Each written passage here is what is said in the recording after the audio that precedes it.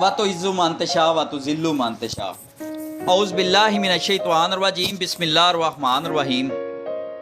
शुरू करना वा अल्लाह तआला दे पाक नाम तो जो बहुत ही गफूर रहीम बड़ा मेहरबान ते निहायत रहम करने वाला है।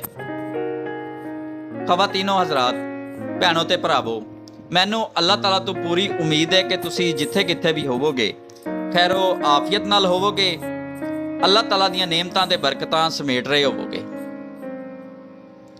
वीडियो च अगे जाण तो पहले सारे भैन ते भरावां कोल एक छोटी जी गुजारिश है कि यार चैनल नू सबसक्राइब कर दिओ ते नाल लगे घंटी दे बटन ते प्रैस कर दिओ ताकि इंज दी वीडियो बर वक्त तुहाडे तक पहुँचती रहे।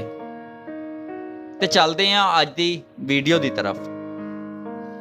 मरना एक फितरी अमल है, मरना एक फितरी अमल है, लेकिन अपनी जिंदगी दे आखिरी लम्हे तक अपनी जिंदगी नू जीए बगैर मर जाना यह बेवकूफ़ी हुंदी जे।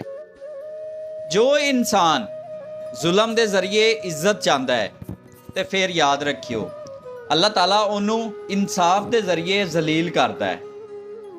इंसानियत उत्थे दम तोड़ जाती है जिथे किसी दूसरे इंसान की मजबूरी तमाशा बन जाए। अफलातून का कहना है कि घट खाण वाली औरत अच्छे इखलाक की मालक हुंदी है। एक तहकीक के मुताबिक हसीन औरत की कमजोरी दौलत हुंदी है। कदे कदे साडे कोल इल्फाज नहीं हुंदे अपनी कैफियत बयान करने वास्ते, बस दिल करता है कि कोई समझ लवे, संभाल लवे ते समेट लवे।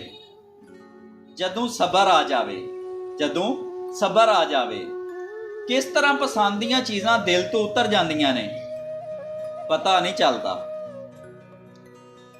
मर्द दा मारिया होया थप्पड़ औरत की चलती हुई जबान तो बहुत छोटा हुंदा है।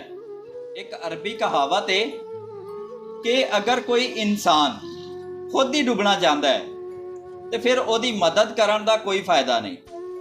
एक मिस्री कहावत है कि जदों भी तुहाडा माजी तुहाडे कोल मिलन वास्ते आवे ते ओहदे वास्ते दरवाज़ा ना खोलिया जे बल्कि कुंडी बंद कर लिया जे, क्योंकि ओहदे कोल तुहाडे वास्ते तकलीफ तो सिवा कुछ भी नहीं होना।